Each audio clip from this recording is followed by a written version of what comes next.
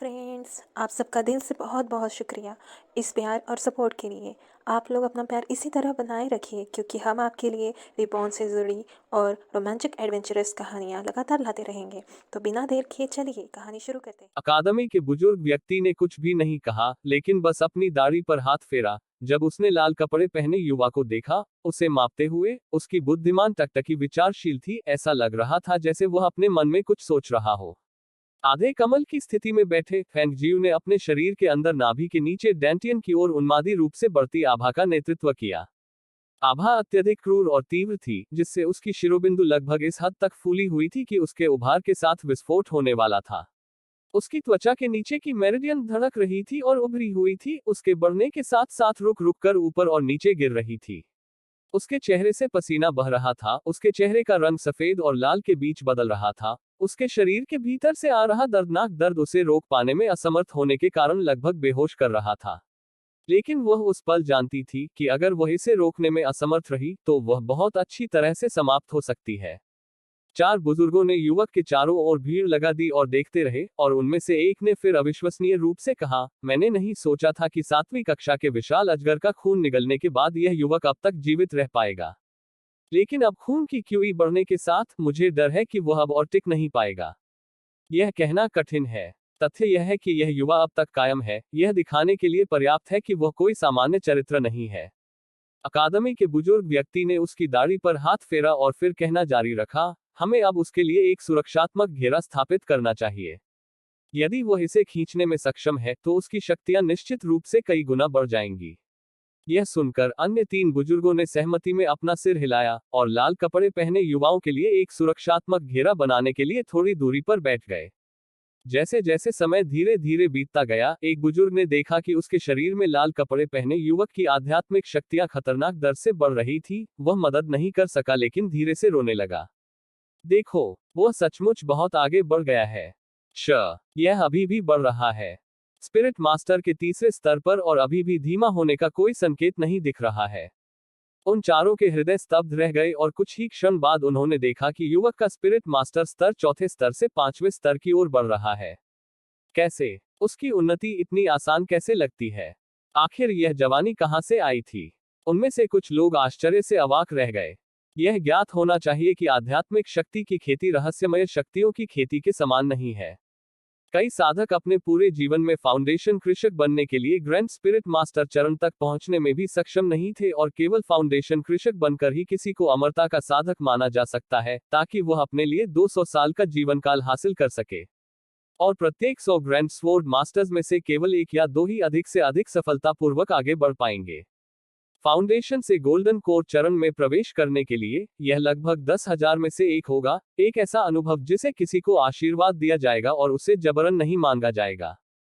कुछ साधकों की उम्र पहले से ही 100 साल से अधिक हो चुकी थी, लेकिन वे केवल ग्रैंड स्पिरिट मास्टर स्टेज पर थे। लेकिन इस युवा के लिए, उसकी किशोरावस्था में इतनी कम उम्र में, उसकी उन्नति एक स्प्रिंग बोर्ड की तरह हो रही थी, इस तरह से स्तर दर स्तर ऊपर उठ रही थी। उनसे यह कैसे उम्मीद की जा सकती थी कि उन्हें इससे झटका नहीं लगेगा? 4 बुजुर्गों की अविश्वसनीय निगाहों के नीचे, लाल कपड़े पहने वह युवक पूरे 3 दिन और रातों तक आधे कमल की स्थिति में अपने स्थान पर बैठा रहा। उसकी शक्तियां तेजी से स्तर दर स्तर बढ़ती जा रही थी। यह इस तथ्य के कारण हो सकता है कि वे 3 दिन और रातों तक युवाओं को घूरते रहे थे, लेकिन 4 बुजुर्ग लोग शक्ति स्तरों के माध्यम से युवाओं की प्रगति की लगभग उन्मत्त गति से अपने आश्चर्य से उबरने में असमर्थ थे। 3 दिनों और रातों के दौरान वे न तो सोए थे और न ही आराम किया था, बल्कि अपनी चौड़ी आंखों से लाल कपड़े पहने युवाओं को लगातार देखते रहे थे और अपने दिलों में गहराई से वही विचार सोच रहे थे। इससे कोई फर्क नहीं पड़ता कि यह युवक किस संप्रदाय का है, उन्हें उसे अपने संप्रदाय में शामिल करने के लिए हर संभव प्रयास करना होगा। देखो, वह फिर आगे बढ़ गया है। बुजुर्ग लोगों में से एक ने घूंट पी लिया। जब उसने लाल कपड़े पहने युवा को देखा तो उसकी आंखें बेलगाम उत्साह से चमक उठी। वो टकटकी बिल्कुल उस व्यक्ति की तरह लग रही थी जिसने 10 दिन या एक पखवाड़े से कुछ नहीं खाया था और मोटे रसदार मांस के एक टुकड़े को घूर रहा था, इच्छा कर रहा था कि वह आगे बढ़े और युवाओं को अपने संप्रदाय में वापस लाने के लिए छीन ले। ओए, वह सीधे ग्रैंड स्पिरिट मास्टर स्टेज के लिए शूटिंग कर रहा है। उभरी हुई आंखों के साथ अकादमी के बुजुर्ग का चेहरा अविश्वास से भर गया था। 3 दिन और 3 रातों की अवधि में लाल कपड़े पहने यह युवा वास्तव में स्पिरिट मास्टर के पहले स्तर से पूरे 9 स्तर आगे बढ़ चुका था और अब ग्रैंड स्पिरिट मास्टर चरण की ओर भी बढ़ रहा था। यह तो पूरी तरह से उन्मत्त था। जैसे जैसे फेंग जियू के शरीर में आध्यात्मिक ऊर्जा बढ़ती रही, आध्यात्मिक शक्ति फिर बाहर की ओर विस्फोटित हुई, जिससे उसके शरीर के चारों ओर आध्यात्मिक आभा की एक मोटी और तीव्र चमक पैदा हो गई। और अगले ही पल घूमती हुई आत्मा की आभा पूरी तरह से उसके शरीर में वापस आ गई। जैसे जैसे समय बीतता गया, उसके शरीर के अंदर की आध्यात्मिक ऊर्जाएं धीरे धीरे शांत हो गईं, आध्यात्मिक आभा खत्म हो गई, जैसे कि पहले का दृश्य कभी हुआ ही न हो। लेकिन उसकी आध्यात्मिक शक्ति का स्तर तीसरे स्तर के ग्रैंड स्पिरिट मास्टर की साधना तक पहुंचने के लिए एक ही सीमा में छलांग लगा चुका था। फेंग जियू ने हल्के से सांस छोड़ी और फिर धीरे से अपनी आंखें खोली। उसकी आंखों में मनमोहक चमक छलक रही थी और उस क्षण उसे लगा कि जो कुछ वह अपनी आंखों से देख सकती थी वह सब अलग हो गया है। इसके अलावा उसके कान आसपास के छोटे कीड़ों की छोटी छोटी आवाजें भी स्पष्ट रूप से सुन सकते थे। उसके पूरे शरीर में आध्यात्मिक ऊर्जा की एक निरंतर लहर घूम रही थी, जो बेहद आरामदायक महसूस कर रही थी। फिर उसकी नजर उससे 4 अलग अलग दिशाओं में बैठे 4 बुजुर्गों की ओर पड़ी और उन सभी को उसकी ओर घूरते हुए देखकर फेंग जियू मदद नहीं कर सकी, लेकिन उसके चेहरे पर मुस्कान आ गई। अपने लबादे को झटकते हुए वह जमीन पर सीधी बैठ गई। चारों बुजुर्गों का अभिवादन करने के लिए अपनी मुट्ठी पर हाथ रखकर उसने स्पष्ट आवाज में कहा, मैं इस तुच्छ कनिष्ठ के लिए सुरक्षा व्यवस्था बनाने के लिए चारों वरिष्ठों को धन्यवाद देती हूँ। यदि इन 3 दिनों और रातों के दौरान उन चारों की सुरक्षा व्यवस्था नहीं होती तो इसकी भविष्यवाणी नहीं की जा सकती थी कि क्या हो सकता था। आखिरकार यदि किसी की साधना दूसरे स्तर पर आगे बढ़ने के दौरान बाधित हो गई तो परिणाम अकल्पनीय होंगे। यह सुनकर चारों बुजुर्ग जल्दी से अपने होश में आ गए और वे तुरंत बड़े कदमों से फेंग जियू की ओर बढ़े और कहा, युवक, क्या आप हमारे मूल संप्रदाय में शामिल होने के इच्छुक होंगे? युवक, इसके बजाय हमारे एलिगेंट स्प्लेंडर संप्रदाय में शामिल हो। हमारे ग्रीन सिटी संप्रदाय में शामिल होना बेहतर है। स्टाररी क्लाउड अकादमी में आना आपके लिए सबसे अच्छा है। यह बूढ़ा व्यक्ति आपको विशेष रूप से भर्ती किया गया छात्र बना सकता है। चारों बुजुर्ग बोलने में दूसरों से आगे निकलने की कोशिश कर रहे थे। उन्हें डर था कि अगर वे बहुत धीमे बोले तो पुरस्कार छीन लिया जाएगा। उनकी बातें सुनकर फेंग जियू को आश्चर्य हुआ और उसने हंसते हुए कहा, मैं बहुत सम्मानित महसूस कर रही हूँ कि यहाँ मेरे वरिष्ठ मेरे बारे में इतना सोचते हैं, लेकिन आपके कनिष्ठ के पास अभी भी कुछ लंबित मामले हैं और मेरा इस समय किसी भी संप्रदाय में शामिल होने का कोई इरादा नहीं है। चारों लोगों की भौहें तनी हुई देखकर फेंग जियू की आंखें चमक उठी और उसने कहना जारी रखा, लेकिन आपका जूनियर मेरी खेती को आगे बढ़ाने के लिए खुद को स्टारी क्लाउड अकादमी में नामांकित करने के बारे में सोच रहा है और उस समय का इंतजार कर रहा है जब स्टारी क्लाउड अकादमी नामांकन के लिए खुलेगी ताकि वो खुद को पंजीकृत करा सके।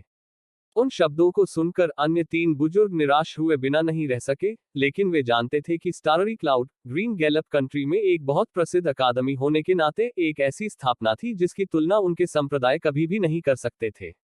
देश के कई हिस्सों से कई किसान और छात्र सभी स्टाररी क्लाउड अकादमी में भर्ती होने के लिए उत्सुक थे। इसलिए यह तथ्य अपेक्षित था कि युवा तारों वाले बादल को चुनेंगे। हा, अच्छा, यह बहुत अच्छा है कि तुम ऐसा सोचते हो, अकादमी के बुजुर्ग ने प्रसन्न हंसी के साथ कहा। जिस नजर से वह फेंग जियू को देख रहा था वह संतुष्टि से भरा था।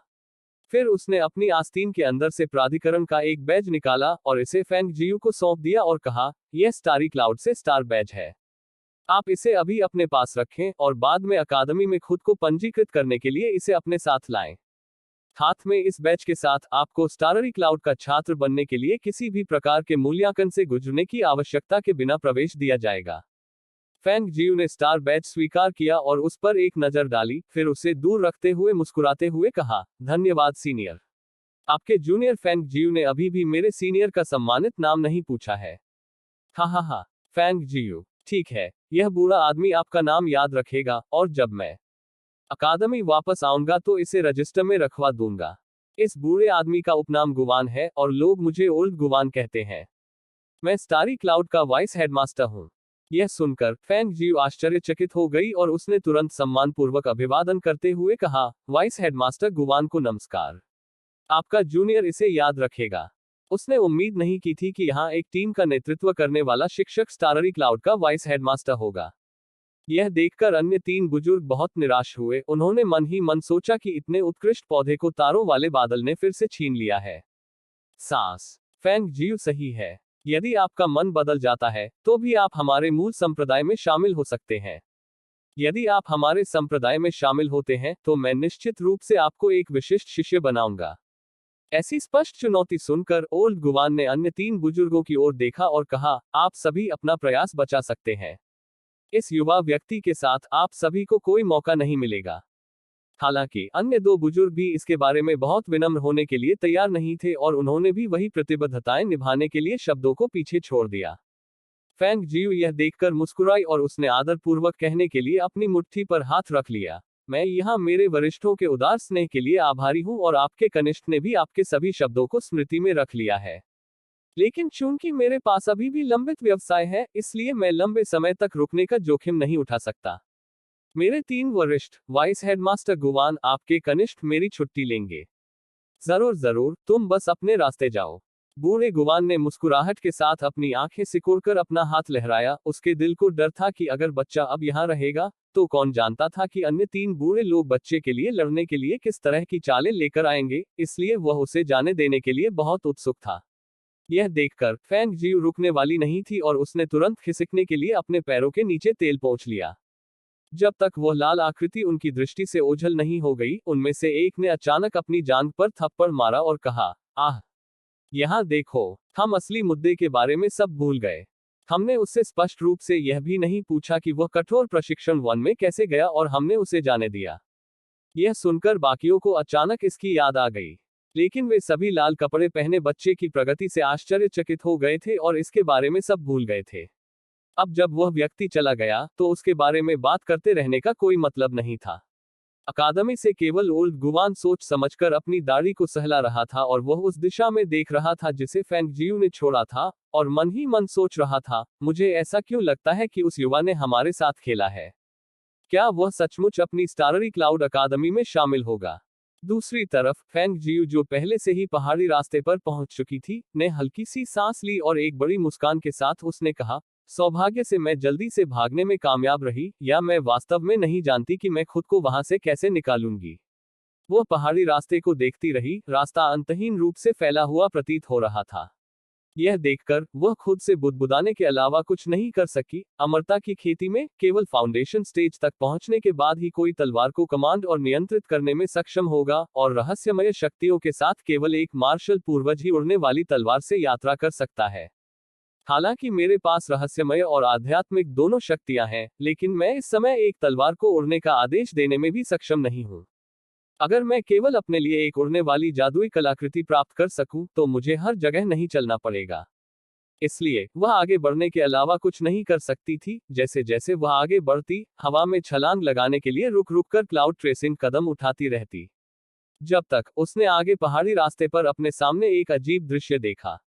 वहां एक सुअर जैसा मोटा सफेद घोड़ा धीरे धीरे पीछे की ओर चल रहा था, और घोड़े की पीठ पर हरे कपड़े पहने एक आदमी था जो कभी कभी अपने पैरों को घोड़े के पेट के चारों ओर लपेट लेता था। घोड़े के साथ बातचीत करने की बहुत कोशिश कर रहा था क्योंकि उसने लगाम अपने हाथों में पकड़ रखी थी। ओल्ड वाइट, क्या तुम आगे चलोगे? जब हम सामने वाले शहर में पहुंचेंगे तो मैं तुम्हारे लिए एक बढ़िया भोजन तैयार करूंगा।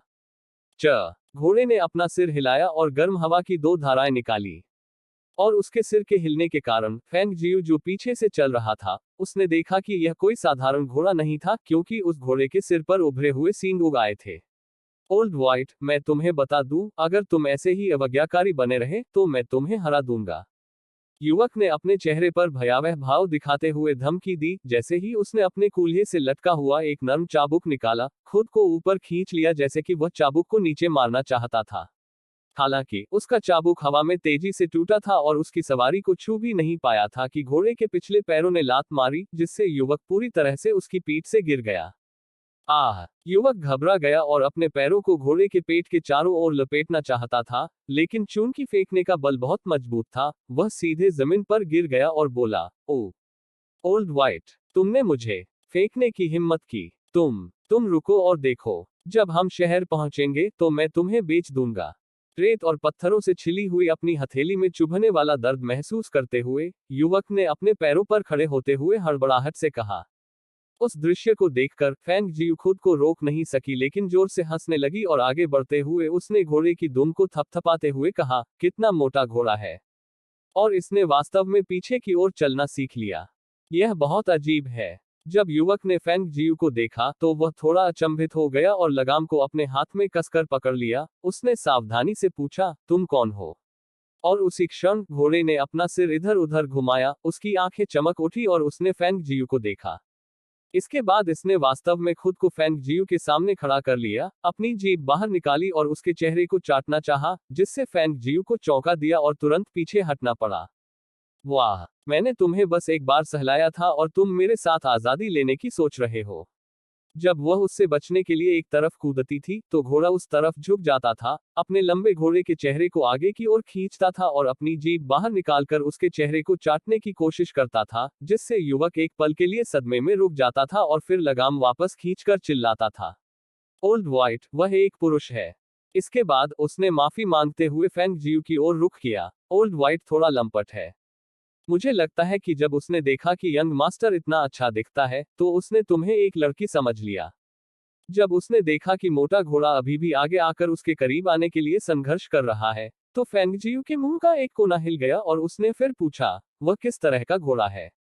उसके सींग क्यों है? ओल्ड व्हाइट एक प्रकार का स्पिरिट बीस्ट है। क्योंकि इसकी शक्ल ड्रैगन के सींगों वाले घोड़े की तरह है, इसलिए इसे ड्रैगन हॉर्स कहा जा सकता है। अन्य स्पिरिट हॉर्स अत्यधिक तीव्र गति से दौड़ सकते हैं, लेकिन चूंकि ओल्ड व्हाइट यहाँ बहुत अधिक खाता है और बहुत आलसी है, इसलिए यह इतना मोटा हो गया है।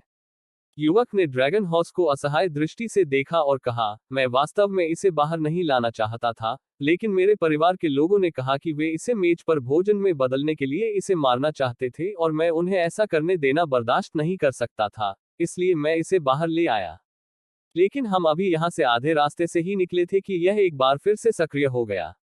पड़ोसी पड़ोसी ओल्ड व्हाइट ड्रैगन हॉर्स ने फेंग जियू के करीब जाने का प्रयास करते हुए अपनी पूंछ हिलाई। फेंग जियू को यह बेहद मनोरंजक लगा और उन्होंने कहा, यह ड्रैगन हॉर्स वास्तव में बेहद बुद्धिमान दिखता है। जैसे ही वह बोल रही थी उसने घोड़े के सिर को सहलाने के लिए अपना हाथ बढ़ाया और वह तुरंत जमीन पर लेट गया। उसके चार पैर हवा में उछल रहे थे, ऐसा लग रहा था जैसे वह बहुत खुश था। यह देखकर फेंग जियू अपने मुंह का एक कोना हिलने से नहीं रोक सकी और उसने मन ही मन सोचा, यह वास्तव में एक दुष्ट घोड़ा है। मुझे बाई जियाओ कहा जाता है, आपके बारे में क्या? फेंग जियू ने उस पर नजर डाली और उत्तर दिया, यह सिर्फ संयोगवश एक बैठक है, क्या नाम पूछने की जरूरत है? इतना कहने पर उसने विदाई में अपना हाथ अपनी मुट्ठी पर रख लिया और फिर आगे बढ़ती रही। उसने क्लाउड ट्रेसिंग स्टेप्स का उपयोग किया और इसलिए वह बहुत तेज गति से चली गई, पलक झपकते ही 50 मीटर से अधिक दूर चली गई। पड़ोसी जब ओल्ड व्हाइट, जो जमीन पर लेट गया था, ने देखा कि फेंग जियू चला गया है, तो वह जोर से हिनहिनाहट के साथ अपने पैरों पर खड़ा हो गया और उसका पीछा करते हुए उसके खुर ठीक उसके पीछे टकराए। अरे ओल्ड व्हाइट, रुको, मैं अभी तक नहीं आया हूँ। बाई जियाओ आश्चर्य से चिल्लाया जब उसने बागडोर पकड़ रखी थी तो उसे दौड़ने के लिए घसीटा जा रहा था। उसके पीछे शोर सुनकर फेंग जियू ने उसके पीछे देखा, जिससे वह अपना सिर उसकी हथेली में डुबाना चाहती थी। उसने तुरंत अपनी तीव्र गति तेज कर दी, लेकिन उसकी सभी उम्मीदों के विपरीत ओल्ड व्हाइट, जो दौड़ने के समय सूअर जितना मोटा दिखता था, किसी भी तरह से औसत दर्जे का नहीं था, जिसे पूरे रास्ते उसका पीछा करने के बाद भी हटाया नहीं जा सका। यह देखकर कि वह सामने शहर तक पहुंचने ही वाली थी, उसने सांस छोड़ते हुए धीरे धीरे अपने आप को धीमा कर लिया और अपने पीछे देखते हुए वो तुरंत रुक गई। शीश, यह मुझे पागल कर रहा है। बाई जियाओ घोड़े की पीठ से गिर गया, उसका पूरा शरीर जमीन पर बैठ गया क्योंकि उसे सांस लेने में दिक्कत हो रही थी। जब उसने ओल्ड व्हाइट को लाल कपड़े पहने युवाओं की ओर झुकते हुए देखा तो बाई जियाओ की आंखें उभर आईं और वह अवाक रह गया। फेंग जियू की आंखें उसी तरह उस लंपट घोड़े को घूर रही थी जो उसकी आंखों के ठीक सामने लार टपका रहा था। इसे शब्दों में कैसे कहें? यह ड्रैगन हॉर्स बिल्कुल भी शौकीन नहीं था और इसके बजाय वह पिलपिली चर्बी का एक पूरा ढेर था, जिसमें उसकी आंखों में सौंदर्यबोध की कोई भावना नहीं थी। हालांकि वह जिस गति से दौड़ने में सक्षम था वह धीमी नहीं थी, लेकिन वह वास्तव में इतना मोटा घोड़ा नहीं चाहती थी कि उसका पीछा करे। अरे, अपने घोड़े पर लगाम रखो, इसे अब मेरा पीछा मत करने दो, फेंग जियू ने जमीन पर पड़े युवक को देखते हुए कहा। जैसे ही उसकी आवाज गिरी, उसकी लाल आकृति चमक उठी और वह तेजी से शहर के फाटकों से होकर अंदर चली गई। इससे पहले कि वह भीड़ में गायब हो जाए, यह महज एक झलक थी। ओल्ड वाइट एक पल के लिए स्तब्ध रह गया, और एक जोरदार हिनहिनाहट के साथ उसने अपने खुर उठाए और छलांग लगाकर अपना पीछा जारी रखा। बाई जियाओ केवल अपने जबड़े को कसकर भींच सकता था, उसकी आंखें गुस्से से चमक रही थी और वो चिल्ला रहा था, ओल्ड वाइट, तुम शापित मूर्ख, तुम दौड़ना जारी रखो और मैं वास्तव में तुम्हें अब और नहीं चाहूंगा। जैसे ही ये शब्द निकले, बाई जियाओ तुरंत घोड़े का पीछा करने के लिए उठ खड़ी हुई। दूसरी ओर फैंग जियू एक सराय में गया और चिल्लाया, वेटर, मेरे लिए अपने कुछ बेहतरीन व्यंजन और शराब की एक कुप्पी भी लाओ। आ रहा। ग्राहकों की प्रतीक्षा करते हुए वेटरों ने ऊंचे स्वर में स्वीकार किया, जब वह अपनी पानी की केतली लेकर आया और चेहरे पर एक चमकती मुस्कान के साथ आया। सर, पहले चाय पी लीजिए, खाना और वाइन तुरंत परोस दी जाएगी। फैंग जियू शुरू में पहली मंजिल पर खिड़की के पास बैठा था। हालांकि जब उसने लापरवाही से अपनी नजर बाहर की ओर घुमाई, तो उसने उस मोटे घोड़े को पूरे रास्ते बाएं और दाएं खोजने के लिए अपना सिर घुमाते हुए देखा। इससे वह डर गई और जल्दी से खुद को पीछे की ओर ले गई। जब तक कि वह मोटा घोड़ा बाहर से नहीं गुजरा, उसने अंततः राहत की सांस ली और बुदबुदाया, शाप में भाग गया। यह इतनी लगातार मेरा पीछा क्यों कर रहा है? उसने अपना चाय का कप उठाया और चाय के भाप से भरे कप पर हल्के से फूंक मारी। जैसे ही उसने शराब पी, उसे खिड़की से शोर की आवाज सुनाई दी। पड़ोसी। उसने अपना सिर घुमाया और तुरंत चिल्ला उठी, आह! उसने एक पल के लिए चाय के कप पर अपनी पकड़ खो दी और वो मेज पर गिर गया, जिससे सारी चाय उस पर गिर गई। उसे नहीं पता था कि ओल्ड वाइट कब खिड़की के पास आया था, लेकिन उसने देखा कि वह अपना सिर सीधा उसकी ओर कर रहा था और अपनी नाक से गर्म हवा की दो धाराएं बाहर निकाल रहा था। उसका मुंह एक प्रकार की मुस्कुराहट में फूट रहा था, उसकी पूंछ हिल रही थी, जबकि वह अपने दुम को हिला रहा था। ऐसा प्रतीत हो रहा था, देखो, मैंने तुम्हें फिर से पा लिया है। एक अथक कष्टप्रद भूत की तरह। वह उसे एकटक देखती रही, यह देखने के लिए कि मोटा घोड़ा अपने अगले खुरों को उठाकर खिड़की की दीवार पर रख रहा था और हिलने से इनकार कर रहा था, सीधे उसकी ओर देखने के लिए, जिससे आसपास के लोगों की भीड़ में हंसी और ठहाके गूंजने लगे। वह किसका घोड़ा है? यह बहुत मोटा है। घोड़े के भी सींग होते हैं। ऐसा लगता है कि यह कोई साधारण घोड़ा नहीं है। उस घोड़े को देखो, वह खिड़की पर भी टिकना जानता है। भीड़ से उपहास सुनकर दुकान का मालिक बदहवास होकर बाहर भागा। यह किसका घोड़ा है? क्या आप लोगों को अपना व्यवसाय जारी नहीं रखने दे सकते? इसे ले आओ, इसे ले जाओ। इसके बाद उन्होंने फैंग जियू से माफी मांगते हुए कहा, सर, मुझे क्षमा करें। मुझे नहीं पता कि वह किसका घोड़ा है जो यहाँ हमारे मेहमानों को परेशान करने आया था। हम ऐसा क्यों नहीं करते? क्या आप दूसरे स्तर पर बैठना चाहेंगे? कोई जरूरत नहीं, कोई जरूरत नहीं। मैं बस यहीं बैठूंगा। फैंग जियू ने कहने के लिए अपना हाथ तिरस्कार पूर्वक लहराया और फिर देखा कि वह युवक भीड़ से बाहर भाग रहा है और जोर से हौंकते हुए चिल्ला रहा है, यह मेरा घोड़ा है, यह मेरा घोड़ा है। वह युवक फुफकारता हुआ दौड़ता हुआ आया, जल्दी से लगाम पकड़ने के लिए, और गुस्से में घोड़े को डांटने लगा, क्या आक्रोश है? ओल्ड वाइट, मैं तुम्हें निश्चित रूप से बेच दूंगा। मैं इसे खरीदूंगा। फैंग जियू ने मेज पर कप के साथ खेलते हुए वहां खड़े आदमी और घोड़े को देखते हुए कहा। क्या? युवक एक पल के लिए स्तब्ध रह गया, थोड़ा स्तब्ध। उसने अपने होंठ सिकोड़कर कहा, मैंने कहा था कि मैं इसे खरीदूंगी। घोड़े की कीमत क्या है? क्या तुमने नहीं कहा कि तुम इसे बेचोगे? तुम बस इसे मुझे बेच सकते हो। यह युवक ने अपना सिर खुजलाया और फिर संकोचपूर्वक कहा, मैं वास्तव में इसे थोड़ा डांटने के लिए कह रहा था। मेरा इसे बेचने का कोई इरादा नहीं है। जाहिर है कि यह घोड़ा मुझे बहुत पसंद है। देखो, इसने इतने दूर तक मेरा पीछा किया है और तुम इसे ठीक से वश में नहीं कर पा रहे हो। क्या तुम्हारे लिए इसे मुझे बेचना बेहतर नहीं होगा? उसने खिड़की की चौखट पर बैठे उस मोटे घोड़े को देखते हुए पूछा। उसकी भौहें ऊपर उठी हुई थी, उसके मुंह के कोने एक शैतानी मुस्कान में मुड़े हुए थे। ओल्ड वाइट, क्या आप सहमत नहीं हैं? आप मेरे साथ आना चाहेंगे ना? पड़ोसी। ओल्ड वाइट ने अपना सिर हिनहिनाने के लिए उठाया और फिर अपने पिछले खुरों को उठाकर युवक की ओर लात मारी। यह देखकर बाई जियाओ तुरंत रास्ते से हट गई, उसका चेहरा गहरा लाल हो गया, पता नहीं यह शर्मिंदगी से था या गुस्से से। फिर उसने घोड़े की दुम पर थप्पड़ मारा और गुस्से से चिल्लाया, ओल्ड वाइट, तुम कामातुर आदमी हो। वह नर है, मादा नहीं। तुम स्वर्ग के लिए इतने उत्साहित क्यों हो रहे हो? उस दृश्य को देखकर फैंग जियू जोर से हंसने से खुद को रोक नहीं सका और बोला, आह! मुझे यह वास्तव में पहले पसंद नहीं आया था। लेकिन अब मैं इसे जितना अधिक देखता हूँ उतना ही इसे पसंद करने लगता हूँ। मैं क्या कर सकता हूँ? जब ओल्ड व्हाइट ने यह सुना तो उसकी दुम दाएं बाएं झूलने लगी। उसके घोड़े के चेहरे पर खुशी का भाव आ गया क्योंकि उसने अपनी जीभ घुमाई और उसे फिर से चाटना चाहा। बाई जियाओ ने अपनी आंखें ढंक ली और अपना सिर दूसरी ओर घुमा लिया। वास्तव में देखने में असमर्थ हो गया और उसने बड़बड़ाते हुए कहा, कितना शर्मनाक है। यह उसका अपना घोड़ा था, लेकिन वह अपना सिर और दुम हिला रहा था और लाल कपड़े पहने युवक का पक्ष जीतने की बहुत कोशिश कर रहा था।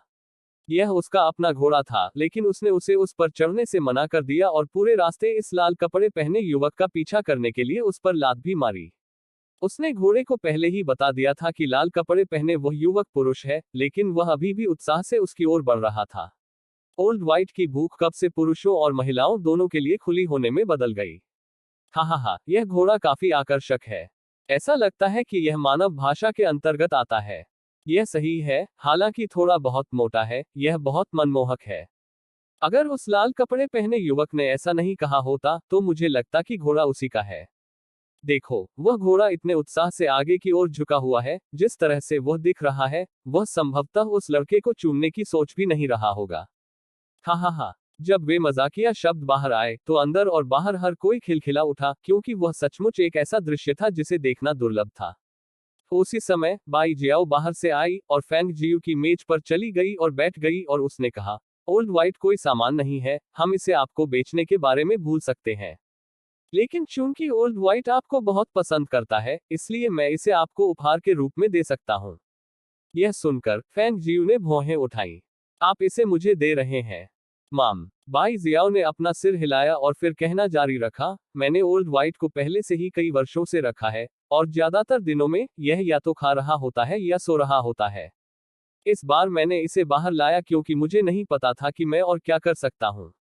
मैं देख सकता हूँ कि ओल्ड व्हाइट वास्तव में आपको बहुत पसंद करता है, और इसलिए मैं इसे आपको दे रहा हूँ। अगर ऐसा है तो धन्यवाद। फेंग जियू जोर से हंसा और फिर दो कपों को सीधा कर दिया, उनमें शराब डालने के लिए, और कहा, यह कप आपके लिए एक टोस्ट है। बाई जियाओ ने कप उठाया और उसे नीचे रखने से पहले एक छोटा घूंट लिया। मुझे शराब पीने की आदत नहीं है। तो कुछ खा लो, फेंग जियू ने मुस्कुराते हुए कहा और चिल्लाया, वेटर, भोजन के 2 व्यंजन और सूप लाओ। आ रहा है। वेटर ने तेजी से ऑर्डर पर ध्यान देते हुए उत्तर दिया। क्या आप मुझे बता सकते हैं कि अब आपका नाम क्या है? बाई जियाओ ने फेंग जियू की ओर देखते हुए पूछा। फेंग जियू ने मुस्कुराते हुए उत्तर दिया, मुझे फेंग जियू कहा जाता है। मुझे बाई जियाओ कहा जाता है, जो मैं आपको पहले बता चुका हूँ। उन्होंने मुस्कुराते हुए कहा, और एक पल रुकने के बाद उन्होंने कहना जारी रखा, ओल्ड व्हाइट को रखना वास्तव में बहुत आसान है। आपको इसके हर भोजन के लिए केवल 10 बिल्ली छोटी मछलियां या झींगा तैयार करने की जरूरत है और वो पर्याप्त होगा। खांसी। यह सुनकर फेंग जियू ने तुरंत अपनी शराब पी ली और खुद को छाती पर पीटना शुरू कर दिया, इससे पहले कि वह चौंक कर पूछती, आपने क्या कहा? आप इसे सिर्फ घास नहीं खाने देते बल्कि इसे मछली और झींगा भी खिलाते हैं। बाई जियाओ ने सिर हिलाया, उसका चेहरा गंभीर था और उसने कहा, मम्मा, ओल्ड व्हाइट कोई नियमित घोड़ा नहीं है। यह एक ड्रैगन घोड़ा है और एक प्रकार का स्पिरिट बीस्ट है। इसलिए यह शाकाहारी नहीं है। यह केवल मांस खाता है। मछली और झींगा खाता है। यह इंसानों की तुलना में बहुत बेहतर खाता है। कोई आश्चर्य नहीं कि यह सब वसा से ढका हुआ है। उसने खिड़की पर ओल्ड व्हाइट पर नजर डाली जो उनकी बातें सुन रहा था, और उसने मन में सोचा कि क्या वह अपने लिए मुसीबत खड़ी कर रही है। भोजन के बाद फेंग जियू ने भुगतान किया और बाहर आने से पहले उसने बाई जियो से कहा, मुझे अभी भी काम करना है और मैं पहले छुट्टी ले लूंगी। अगर हमें भविष्य में फिर से मिलने का मौका मिला तो मैं आपके लिए एक और अच्छा भोजन खरीदूंगी। ठीक है, अपनी यात्रा पर अपना ध्यान रखें। बाई जियाओ ने विदाई में अपना हाथ अपनी मुट्ठी पर रखा और ओल्ड व्हाइट की ओर देखा, जिसने फेंग जियू से कहा, अब से मुझे ओल्ड व्हाइट की अच्छी तरह से देखभाल करने के लिए आप पर निर्भर रहना होगा। हे, अपने दिल को शांत करो। मैं इसे अच्छी तरह से प्रशिक्षित करूंगा। फेंग जियू ने अपने होठों के कोनों पर एक शैतानी मुस्कान के साथ ओल्ड व्हाइट पर नजर डालने के लिए कहा, जो अपनी पूंछ घुमा रहा था। विदाई लेने के बाद फेंग जियू घोड़े की पीठ पर सवार होकर शहर के फाटकों के बाहर की ओर चली गई। हालांकि वे अभी कुछ ही दूर चले थे और ओल्ड व्हाइट ने पहले ही उसके लिए मुसीबत खड़ी कर दी थी। ओल्ड वाइट को अपना सिर नीचे करके चलते हुए और महिलाओं की स्कर्ट उठाने के लिए अपनी नाक से गर्म हवा की दो धाराएं बाहर निकालते हुए देखकर फैंग जियू पूरी तरह से अवाक रह गई और उसने अपनी आंखें बंद कर ली और अपना सिर दूसरी ओर कर लिया। ओल्ड वाइट ने व्यभिचार को एक कला बना दिया था। आई एक तीखी चीख अचानक सुनाई दी, जैसे गुलाबी ब्लाउज और स्कर्ट पहने एक युवा महिला ने अपने हाथों को अपनी स्कर्ट पर धकेल दिया जो हवा से उड़ गई थी। जैसे ही उसने खुद को घुमाया, उसका चेहरा लाल हो गया और जैसे ही फैंग जियू घोड़े से नीचे आकर माफी मांगने जा रही थी, उसने देखा कि ओल्ड वाइट अपनी जीभ घुमा रहा है और युवती के चेहरे को एक अच्छा चाटा लगा रहा है। उसके चेहरे पर थूक लगा रहा है, युवती को इतनी बुरी तरह डरा रहा है कि वह अपने चेहरे को पूरी तरह से पीला करके वहीं खड़ी रही। अपने सामने वह दृश्य देखकर फैंग जियू के मुंह का एक कोना हिल गया और उसे एक बार फिर अपना चेहरा ताड़ने का मन हुआ। क्यों? यह दुष्ट इतना लंपट क्यों था? यंग मिस, एक युवा नौकरानी ने तुरंत उस युवा महिला को पकड़ लिया और उसके चेहरे से रुमाल से सारी लार पोंछने में व्यस्त हो गई। उनके बगल वाला आदमी तब सदमे से होश में आया जब उसने मोटे घोड़े को देखा, जिसने उस पर एक आलसी नजर डाली और जोर से डांटते हुए उसका चेहरा गुस्से में बदल गया।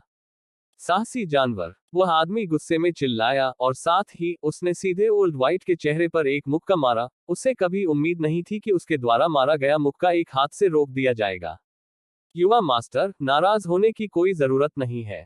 खुद को घोड़े से उतारते हुए फैंग जियू ने एक हाथ से उस आदमी की मुट्ठी बंद कर दी और माफी मांगते हुए कहा, मुझे खेद है, मेरा यह घोड़ा थोड़ा सा व्यभिचारी है और निश्चित रूप से इसका मतलब यंग मिस के साथ छूट लेना नहीं था। मैं यंग मास्टर और यंग मिस से अनुरोध करता हूं कि वे घोड़े पर कोई दोष न लगाएं। व्यभिचारी, हम्फ, मुझे लगता है कि तुम ही दुष्ट हो। तुमने अवश्य ही अपने आत्मिक जानवर को ऐसा बेशर्म कार्य करने के लिए उकसाया होगा। वह आदमी जोर से चिल्लाया और अपनी बंद मुट्ठी को वापस उठाते हुए, उसकी नजर तेज हो गई और उसने पूरी तरह से लाल रंग के कपड़े पहने सुंदर दिखने वाले फैंग जियू को देखा।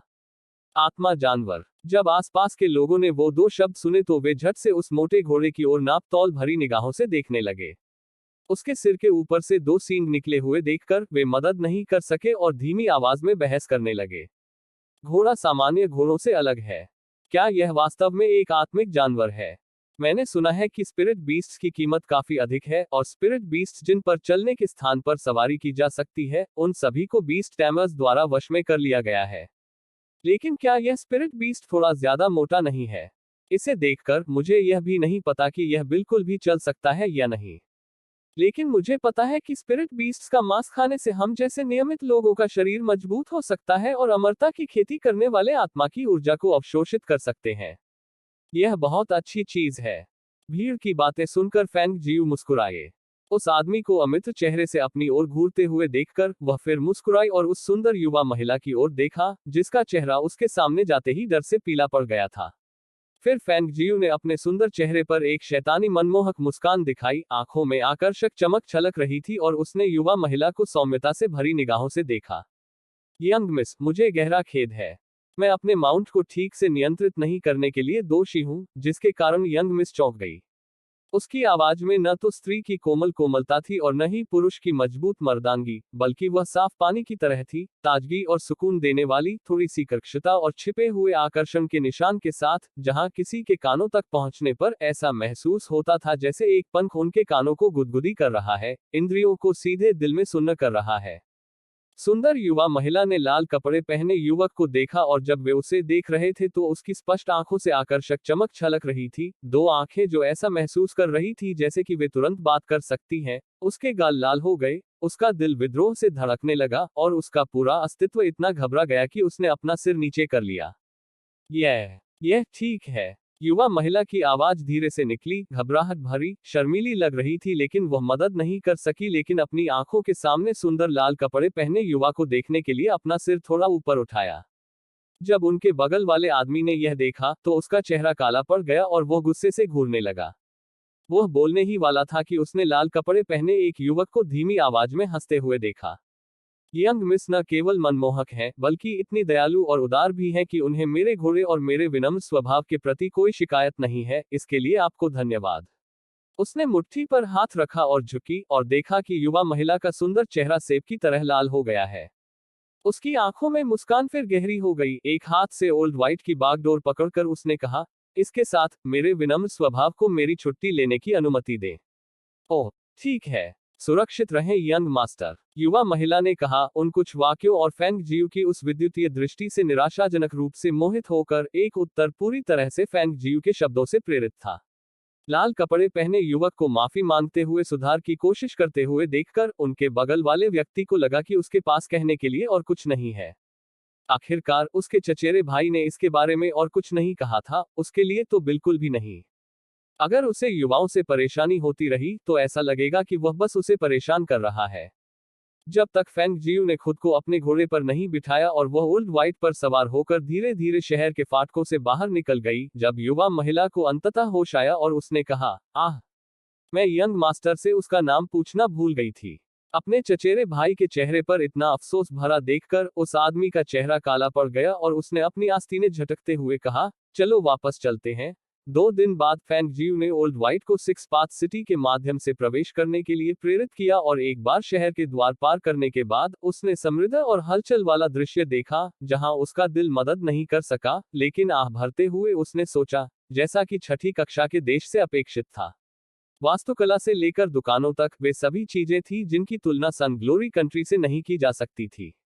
आपने सुना, घोस्ट डॉक्टर जो हाल ही में प्रसिद्ध हुआ है, सिक्स पाथ सिटी में आया था और ऐसा कहा गया था कि यह सिटी लॉर्ड ही था जिसने व्यक्तिगत रूप से उसका स्वागत किया था।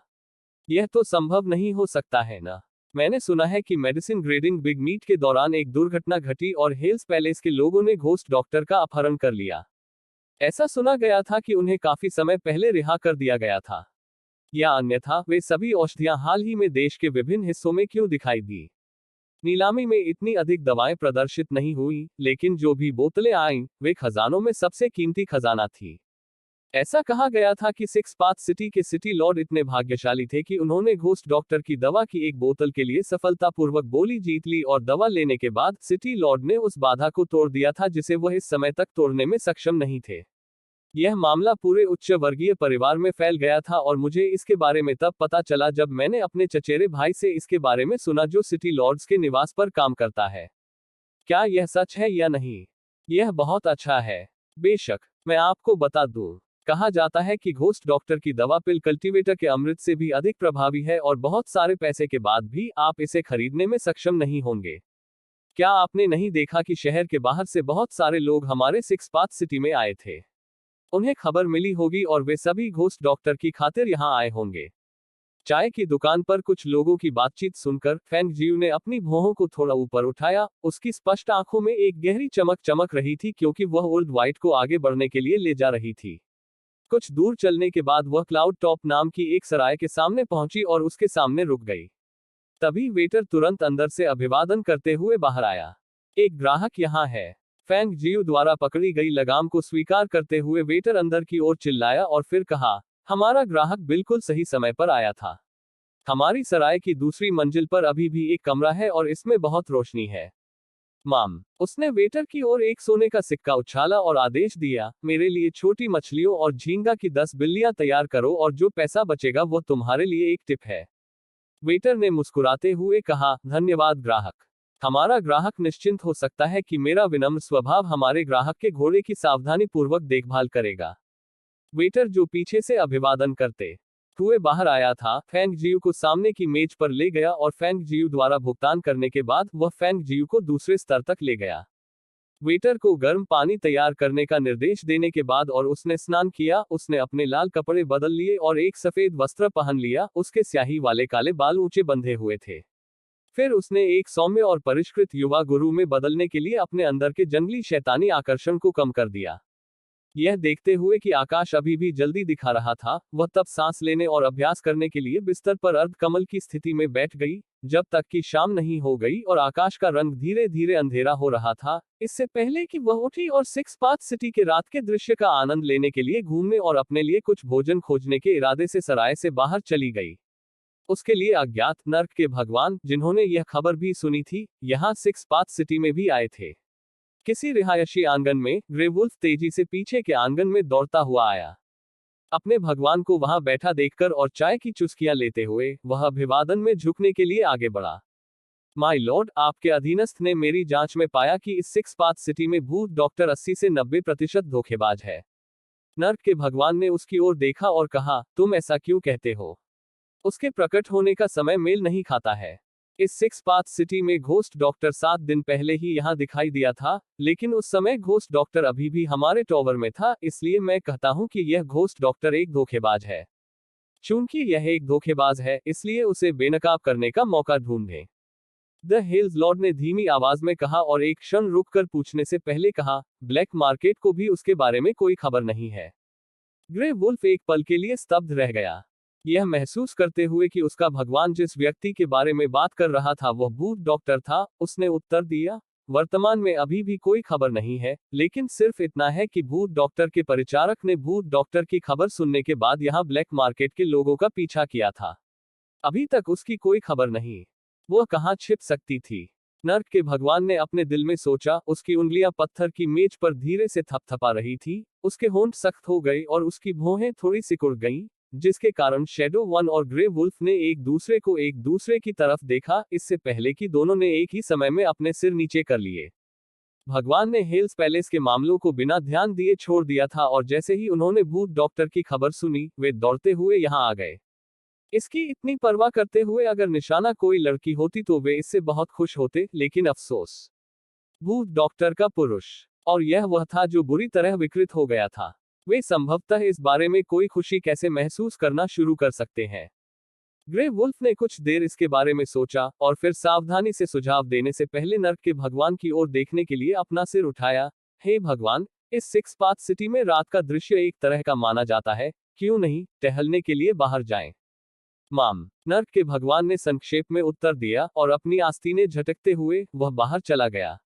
जब शैडो वन और ग्रे वुल्फ ने यह देखा तो वे तेजी से पीछे चलने लगे। जैसे जैसे रात घिरती गई, चौड़ी सड़क के दोनों ओर की दुकानों, सरायों और रेस्तराओं ने तुरंत अपने लैंप जला दिए। अंतहीन लालटेन रात के अंधेरे को रोशन कर रहे थे, जैसे रात के आकाश के नीचे तारों के टुकड़े, चमकदार और मंत्रमुग्ध कर देने वाले। सड़क पर आते जाते लोगों के साथ 3 और 5 के समूह में दोस्त एक साथ चल रहे थे, जोड़ियों में जोड़े और खेल में इधर उधर दौड़ते बच्चे, उनके चेहरे प्रसन्न मुस्कान के साथ चमक रहे थे। फेरी वाले तेज आवाज में अपना सामान बेचते हैं, दुकान के सहायक अपने ग्राहकों का मनोरंजन करते हैं, असंख्य ध्वनियां एक साथ मिल जाती हैं, जिससे एक हलचल और अत्यधिक जीवंत दृश्य बन जाता है। और इस व्यस्त और हलचल वाली सड़क के एक तरफ एक सामान्य दिखने वाली छोटी सी दुकान पर फैंग जियू, जो पूरी सफेद पोशाक पहने हुए थी, एक कटोरा लाल और तैलीय स्प्लैश नूडल्स खा रही थी, इतना मसालेदार कि उसके माथे पर काफी पसीना आ गया था। उसके सिंदूरी होंठ गर्म और मसालेदार तेल से थोड़ा लाल हो गए थे, जो अत्यधिक आकर्षक लग रहे थे, जिससे कई पुरुष जो किनारे पर स्प्लैश नूडल्स खा रहे थे और दूसरी मेज पर कुछ महिलाएं पूरी तरह से मंत्रमुग्ध होकर घूर रही थी। बॉस, मेरे पास एक और कटोरा होगा?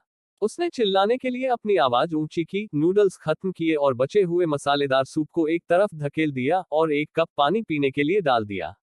वो शुरुआत में केवल उस चीज का स्वाद लेना चाहती थी जिसे स्थानीय प्रसिद्ध विशेषता कहा जाता है, तेल छिड़के हुए नूडल्स। क्या पता था कि एक कटोरी खाने से तेल का तीखापन उसकी भूख को बढ़ा देगा, इसलिए उसने इसे दोबारा परोसने का ऑर्डर दिया। आ रहा हूं। एक गर्म कटोरे में तेल छिड़का हुआ नूडल्स। युवा मास्टर सावधान रहें, यह गर्म है। अधेड़ उम्र के आदमी ने उसके पास एक और कटोरा लाते हुए जोर से कहा। फैंग जियू ने अपनी चॉपस्टिक घुमाई और फिर से खाना शुरू कर दिया।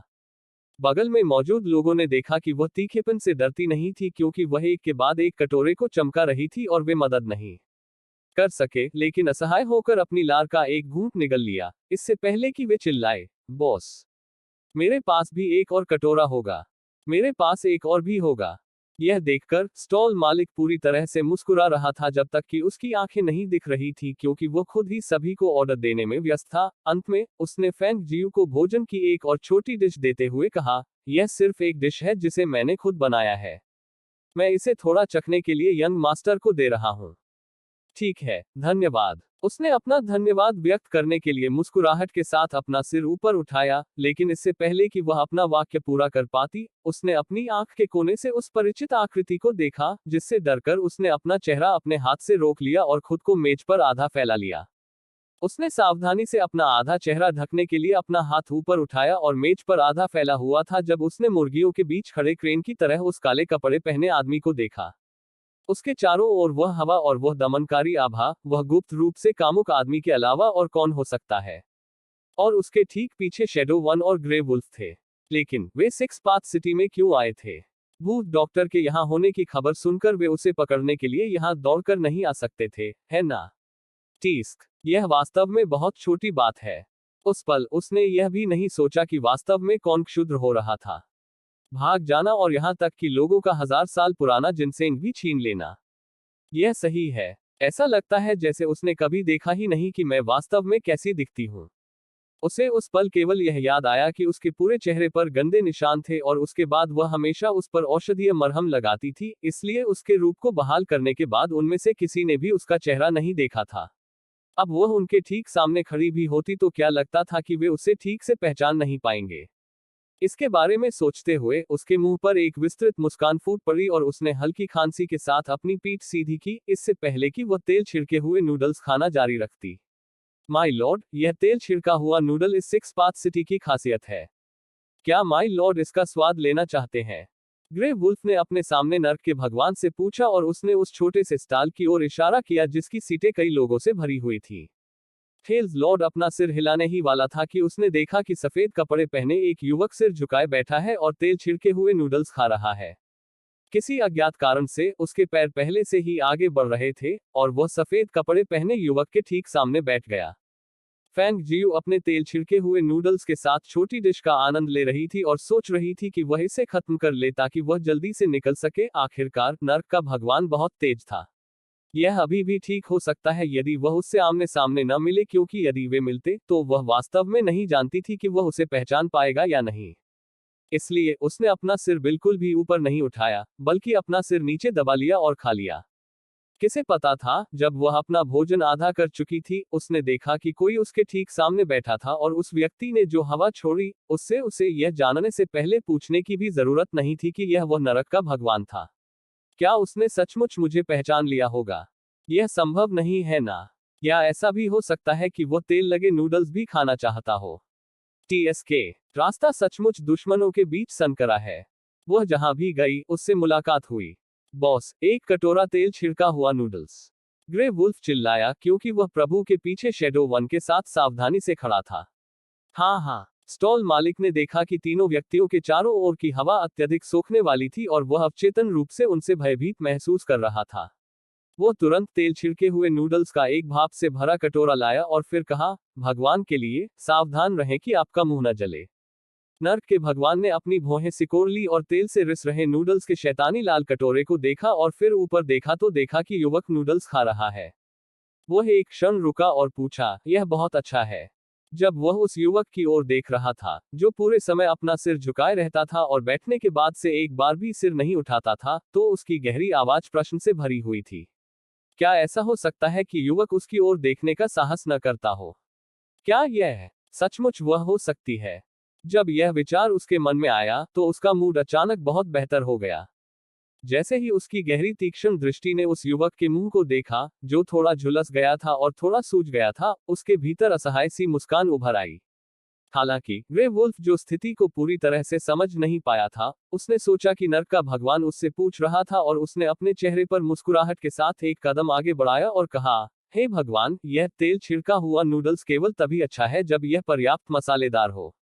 इसका स्वाद लेने के बाद आपको पता चल जाएगा कि मेरा क्या मतलब है। लेकिन सावधान रहें कि यह गर्म है, मसालेदार तेल बहुत है। इससे पहले कि वह अपना वाक्य पूरा कर पाता, उसने देखा कि भगवान की ठंडी और बर्फीली नजर उस पर पड़ रही है, जिससे वह बहुत भ्रमित हो गया। वह एक पल के लिए रुका और बहुत ध्यान से पूछा, माय लॉर्ड, क्या गलत है? टेल्स लॉर्ड के पीछे खड़े होकर शैडो वन ने ग्रे वुल्फ पर एक नजर डाली और फिर पूरी तरह अवाक होकर अपनी आंखें घुमा ली। प्रभु उस श्वेत वस्त्रधारी युवक से स्पष्टतः पूछ रहे थे कि प्रभु ने उससे कब कुछ पूछा था। वह अपना जवाब देने के लिए इतनी उत्सुकता से आगे बढ़कर क्या साबित करने की कोशिश कर रहा है? क्या बकवास है। संकेतों को ठीक से पढ़ भी नहीं सकता। बॉस बिल, फैंग जियू चिल्लाई, जानबूझकर अपनी आवाज की तीव्रता कम कर दी और साथ ही अपना सिर ऊपर उठाया, जिससे उसका सुंदर चेहरा सामने आ गया।